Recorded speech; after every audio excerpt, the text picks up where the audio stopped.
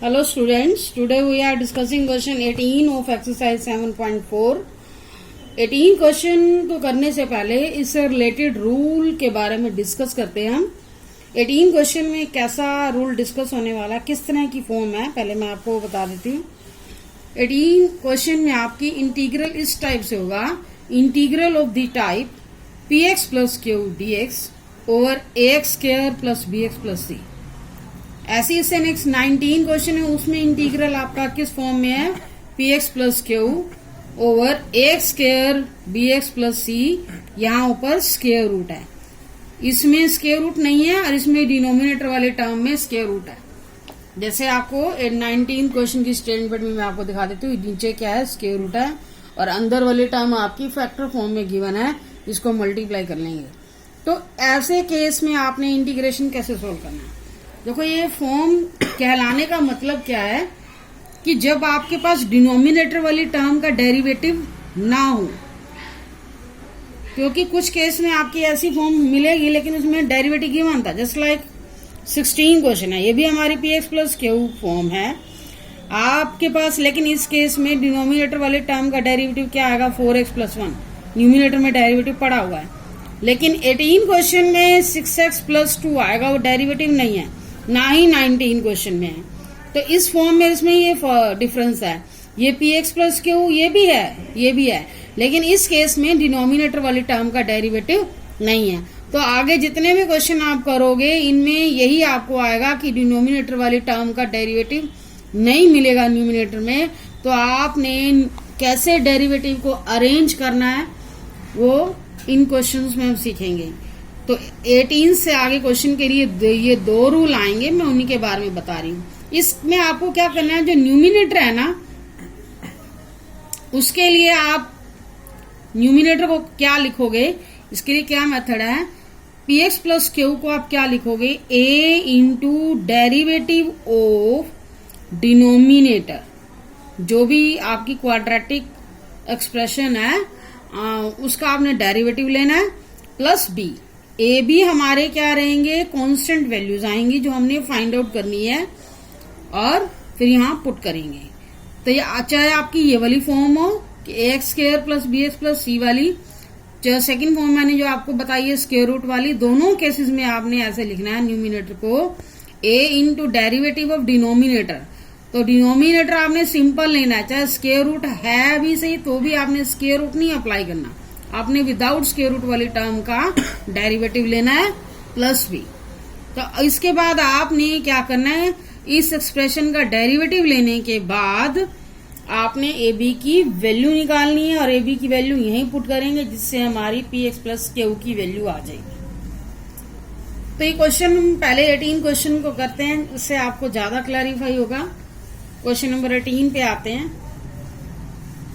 मैंने सिर्फ आपको ये मेरा लिखने का टारगेट ये है कि आपको स्टैंडर्ड फॉर्म के बारे में पता होना चाहिए, कैसी स्टैंडर्ड फॉर्म, या हमने ऐसा क्यों लिखा, 16 क्वेश्चन में ऐसा नहीं लिखा था, उसमें डेरिवेटिव गिवन था 5x माइनस 2 और डिनोमिनेटर में क्या है 1 plus 2x plus 3x।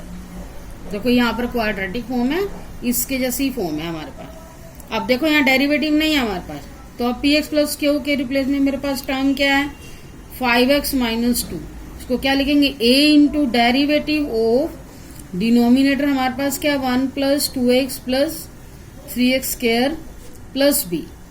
Same मैंने लिख दिया, मैंने रूल में आपको यहीं तक ही बताया, लेकिन आगे सिंप्लीफिकेशन आपको क्वेश्चन में ही समझ आएगी। ए इंटू डेरिवेटिव, डेरिवेटिव आपको करना आता, 1 का डेरिवेटिव 0, 2x का क्या आएगा 2 प्लस 6x प्लस बी। अब नेक्स्ट स्टेप हमारा क्या होगा, ए और बी की वैल्यू निकालना, और ए और बी की वैल्यू आपकी कैसे आएगी, कोफिशिएंट कंपेयर करके। कोफिशिएंट आप कौन कौन सी टर्म के करोगे, हमारे पास यहाँ कौन कौन सी टर्म अवेलेबल है, एक्स एंड कांस्टेंट टर्म, क्योंकि हमें दो वैल्यू निकालनी है तो 2 टाइप के कोफिशिएंट कंपेयर करने पड़ेंगे। वैल्यूज के ऊपर डिपेंड करता है, नंबर ऑफ कांस्टेंट के ऊपर डिपेंड करता है, कितने आपने कांस्टेंट निकालने हैं।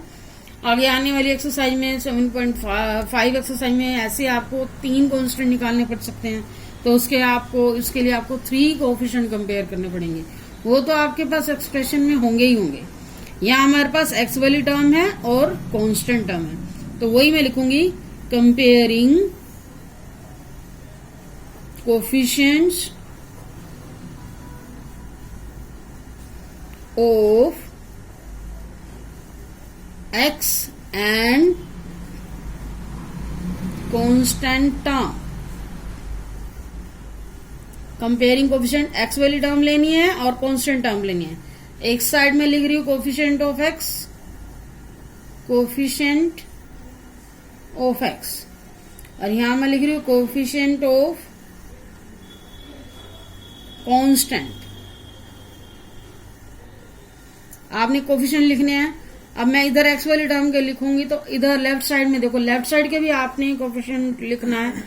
इधर लेफ्ट साइड में क्या है 5 है, और राइट साइड में इधर देखो एक्स वाली टर्म का ही लेना है आपने। 2x वाली टर्म नहीं है इधर, ये देखो इसको x से मल्टीप्लाई करोगे क्या आएगा 6 से आएगा। x को छोड़ देना है, कोफिशिएंट लेना ओनली। कोफिशिएंट का मतलब जो x है उसको छोड़ करके जो रिमेनिंग टर्म है वो आपका कोफिशिएंट कहलाएगी। यहाँ आ गया, इधर राइट साइड में और कोई x वाली टर्म है ही नहीं, तो a की वैल्यू निकालनी है यहाँ से। 5/6 इज इक्वल टू a आ गया। ऐसे ही अब आपने लेना कांस्टेंट टर्म। अब लेफ्ट साइड में कांस्टेंट टर्म हमारी कितनी है -2। दोनों साइड में आपने वो टर्म देखनी नहीं है, जितना पार्ट है अवेलेबल है वो आपने लिखना है सारा। अब इसमें राइट साइड में क्या है 2a, पहले मैंने लेफ्ट साइड लिख दिया, अब राइट साइड 2a, और क्या है b भी कांस्टेंट टर्म है। अब इसके बाद आपने यहाँ पे क्या करना है, a की वैल्यू जो हमने यहाँ पहले निकाली है वो पुट करोगे। 2 × 5/6 प्लस b, ये कितना आ गया 5/3 -2 -5/3 इज इक्वल टू b। अब यहाँ क्या आएगा 3 एलसीएम ले लो, -6 -5 -11/3 आ गया। b की वैल्यू कितनी आ गई -11/3 आ गई। तो मेरे पास a और b दोनों की वैल्यू आ चुकी है। तो अब क्या करोगे,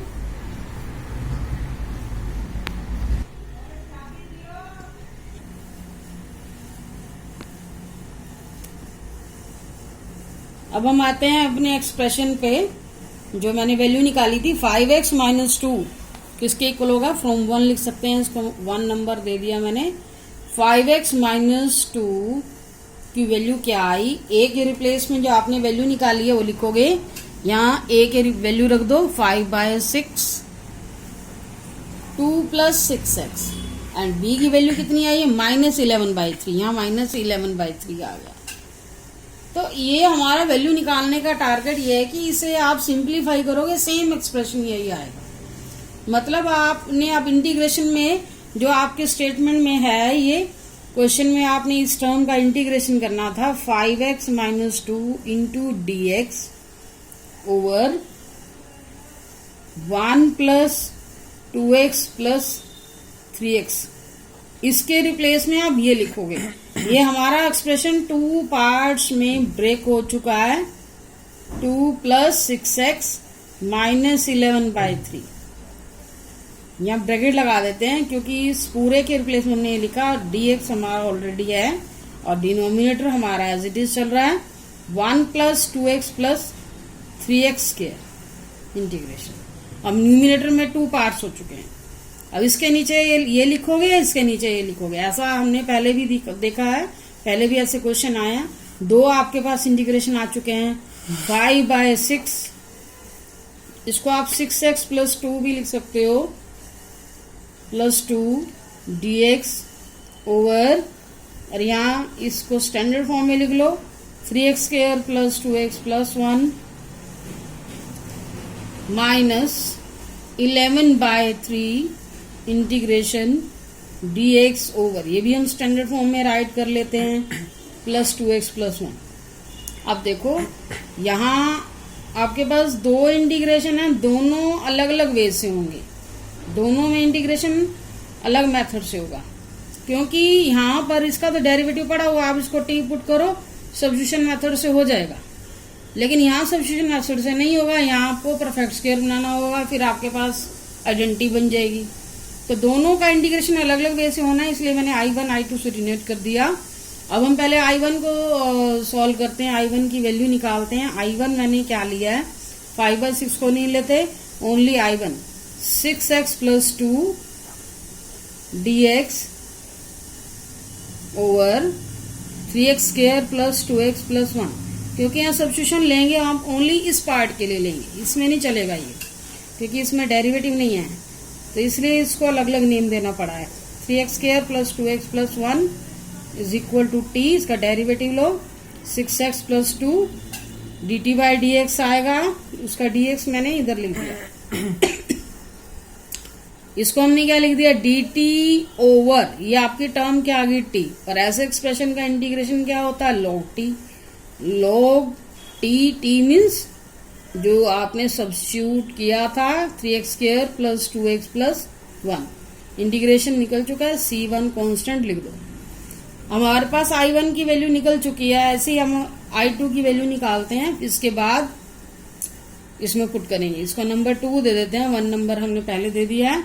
I2 क्या है हमारे पास, dx over 3x² + 2x + 1। I2 की value, I2 = dx over 3x² + 2x + 1। इसमें आपको पहले परफेक्ट स्क्वायर बनाने के लिए क्या करना होगा, x² का कोएफिशिएंट 1 बनाना होगा, dx ओवर x² का कोएफिशिएंट 1 बनाने के लिए क्या करोगे, x² 2/3x + 1/3। अब आपको क्या करना होता है, हाफ कोएफिशिएंट ऑफ x लोगे, x का कोएफिशिएंट मेरे पास 2/3 है, उसका हाफ करो, 1/3 आएगा, और 1/3 का स्क्वायर आपने ऐड करना है, सब्ट्रैक्ट करना है।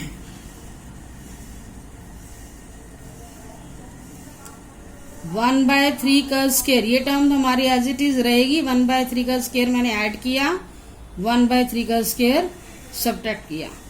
अब आपके पास टर्म क्या हो गई, a² b² + 2ab, a + b whole square, और पीछे क्या 1/3 - 1/9, क्या आया, dx ओवर x + 1/3 का स्क्वायर।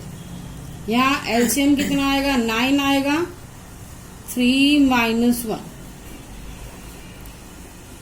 आसान है सिंप्लीफिकेशन, कोई बस ये कि थोड़ा सा लेंथी हो जाता है क्वेश्चन, लेंथी होने की वजह से बच्चे मिस्टेक कर जाते हैं। आराम से करो स्टेप 2/9। अब ये तो x² हो गया, इसको भी हम परफेक्ट स्क्वायर की फॉर्म में लिख दें तो ये क्या बन जाएगा, x² + a²। अब इसको स्क्वायर बनाने के लिए ये परफेक्ट स्क्वायर वाली टर्म तो है ही नहीं, 2 को हम √2 लिख देते हैं और 9 को 3 लिख देते हैं, ये हमारा a² हो गया। तो x² + a² कौन सा रूल हो गया, 1/a tangent inverse x/a, 1/a tangent inverse x/a में a आ गया। अब ये टर्म हमारी ऊपर चलेगी, √3/2 टेंजेंट इनवर्स, इसे सॉल्व करो, 3x + 1 बाय में 3 बाय में √2, this cancel, √3/2 tangent inverse 3x + 1 √2। अब हम आते हैं जहां हमने वैल्यू पुट करनी थी, फ्रॉम सेकंड, जहां हमने I1 I2 की वैल्यू पुट करेंगे हम फ्रॉम सेकंड, बस वैल्यू पुट करनी है हमें। 5/6 I1 था जो, 5/6 I1 माइनस 11/3 I2, 5/6 I1 की वैल्यू कितनी आई है, log 3x² + 2x + 1 + c1 - 11/3 I2 की वैल्यू कितनी आई है, √3/2 tangent inverse 3x plus 1 root 2। अब इसको ये C2 लिख देते हैं इसके पीछे। अब सारी कांस्टेंट टर्म आपने एक ही लिखनी है, तो इसको इकट्ठा कर दो और कांस्टेंट टर्म C1 C2 की जगह एक ही लिखो।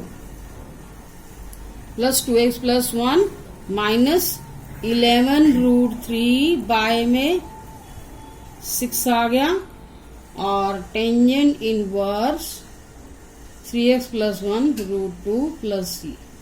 तो ये क्वेश्चन हमारा कंप्लीट हो गया।